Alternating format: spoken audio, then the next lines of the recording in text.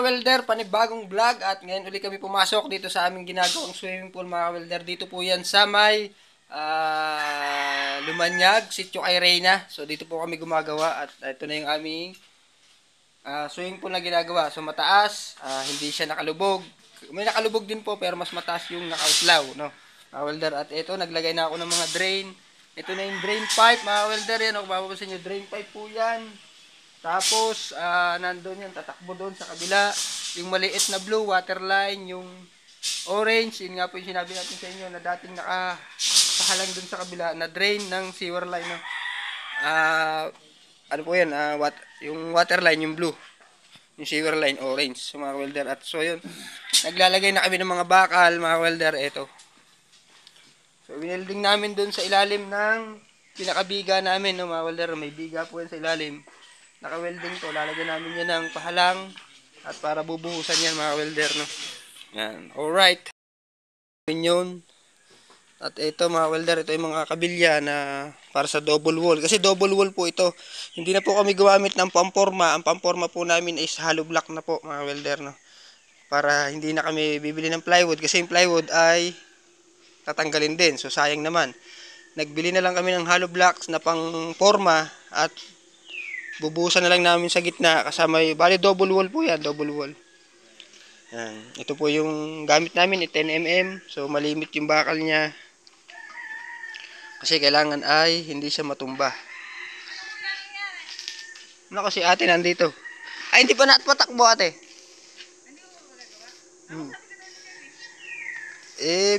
Bakit? So yun, may kakausap pala sa atin. Nagwe-welding pala sila ng malaking ihawan. So yung malaking ihawang yan ay gagamitin po yan doon sa gilid, sa may likod. Doon sa pinakagilid na yung kulay green. Yan po yung ano, sa halip na itali, ini-welding na lang. So yun nga pala ang aming ikakabit. At pag nakatapos yan, lalagyan na yan doon sa gilid. Welder. Ito, nadagtugan na uli natin ng ano, yung drain, no? Drain to. So umikot tayo sa kabila kasi mas mataas dito. Mas mataas. Hindi na tayo dun dumaan sa gitna. Kasi dito na tayo nagpadaan sa gilid. Mas maluwang kasi magukay dito kumpara dun sa kabilang gilid doon kasi may buhos doon mga welder. Dito po wala. Ayan. Kaya dito po tayo nagpadaan ng drain. So yan. Ayan po. Drain po yan. Ayan. Medyo binend natin ng konti. And then papunta doon sa dulo. So ayan po ay yun ang butas niyan. Ayun yung may taklob na kulay blue yun. Welder. Ano? Mag-shout out muna pala tayo mga welder. Ayan. Shout out pala kay Nanilang-ilang. Yan, shout out sa iyo Nanilang-ilang. Kay paring JRD Guzman. Shout out kay paring JRD Guzman na pinakagwapo kong kumpare sa Texas. Oh. So, mga welder, shout out din kay Kuya Rams, kay Ma'am Ana BTV. Yan, shout out sa inyong dalawa. Yan, si Kuya Nestor Nedic, no? Tarlac. Yan. Si Kuya Ben Diesel. Si Kuya Rolando Aniban, yan, thank you Kuya Rolando, yan, sa panonood ng aming vlog. Si Kuya Matski, shout out, no, mga welder, no. Founder Michael, yan, shout out kay Kuya Jojo, yan, shout out kay Kuya Jojo, kay Founder Michael, si MS18, si JR, no, ng Taiwan, so shout out. Si Jose Marie Mojica, si Ate Pete Tihada, shout out sa inyong lahat, no. So yung iba, shout out din sa inyo, sa ating mga viewers. Salamat sa patuloy na panonood nyo ng aming vlog. So yung mga yan sa Planet Sword, shout out. Yan, sa Kasangga Foundation. Yan. Kay Founder Michael at sa lahat ng bumubuo ng kanilang foundation. No? Shout out sa inyong lahat. Si Kuya Romel. No? Salamat po sa nagbigay ng B8. No? Si Kuya Romel. Yan, shout out sa inyong lahat. At so yun, patuloy tayo naggagawa dito sa aming swimming pool. So, ang ginagawa natin, nagtatrabaho tayo and then nagbablog. Matang marami at yun. Patuloy pa rin kami gumagawa and then mamaya po ulit yung ibang update. Gagawa tayo ng waterline. Itong PVC. So, ginagasgasan natin ng konti para mas kapit na kapit po yung solvent, mga welder. Yan. Lagyan natin ng solvent. Yan. Lagyan natin ng solvent ang loob. Tapos ito din.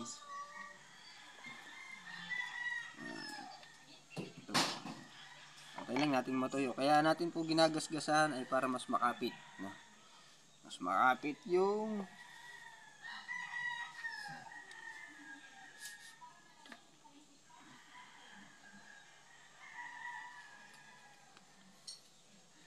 pinaka ano natin.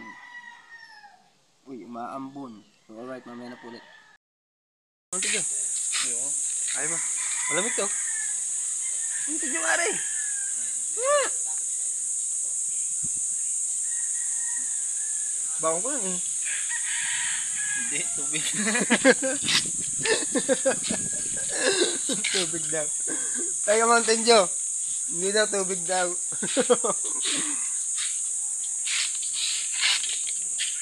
Magaling, umamoy ang unggoy.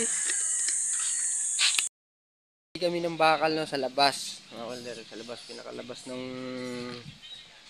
ano kasi medyo mainit doon. Lumayo tayo ng konti, nilalagyan na ng bakal.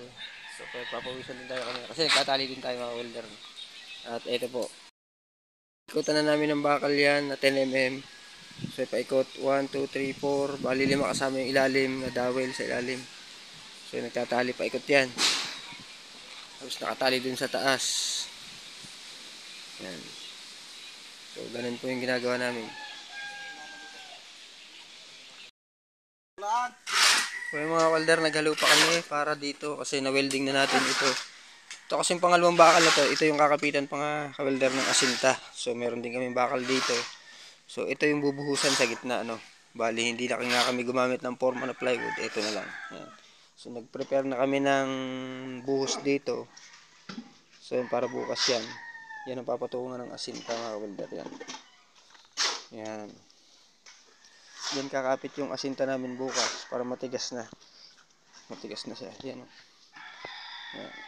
Hanggang doon yan. Hanggang dito. Yan, hanggang doon. So, halos sakto lang siguro yung hinalo nila. Yun yung water line, yung drain.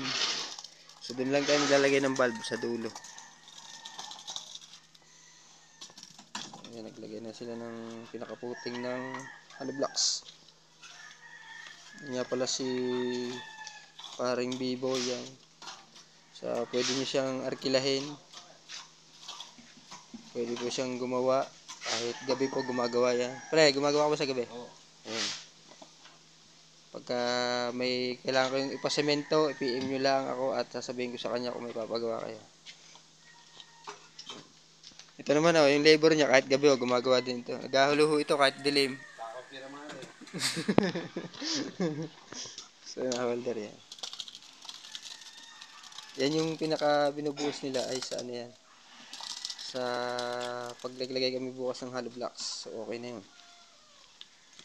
Sakto lang yun. Para meron pang 2 balde pa.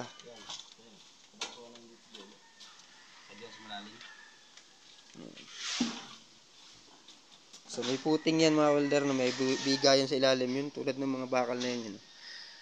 Madumi pa lang yung loob kasi maraming mga bakal kami nilagay dyan at yan kami nag-asinta.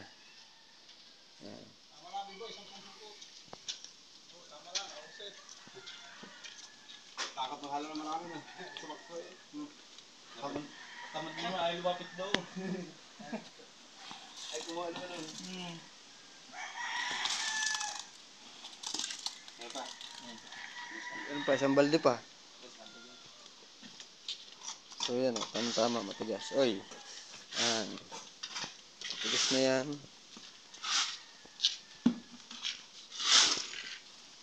Yan.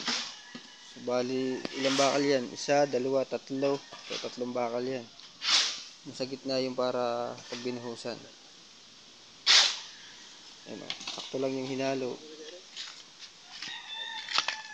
Yan.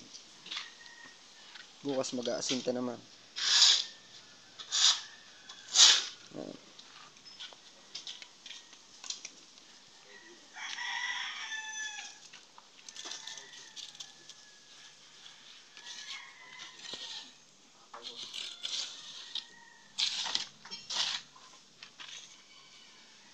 Yan. So ito kaya naglagay pala kami dito ng PVC. Ito yung bubuhusan din tong gilid na to. Bubuhusan, may bakal din yan mga welder. May bakal din yan. Tapos, yung sa ilalim, kasi may drain doon eh, gawa nga sa CR na yun. So, tapos ng halo. Tama-tama bukas pag tumigas. Nalagyan ng hollow blocks. At tayo uwi na muna. Pansamantala, yan na muna ang ating nagawa na. Enclosure ng mga bakal. And then, preparation for asinta. Another asinta mga welder. No? So, shout out ulit again sa ating mga viewers, sa ating mga manonood, no? At sa ating mga supporters. And thank God na nakatapos ulit kami maghapon. May bakal pala sa loob. Ayan, may makalat pa. Ayan, abangan nyo na lang hanggang sa matapos namin itong swimming pool. No? Salamat po sa inyong lahat. And then, uwi na kami. Yun. Para kami ay uwi na ulit. Bukas ulit mga welder na mag-asinta kami. Matigas na to bukas, matigas na. Yan na yung preparation ng aming bakal.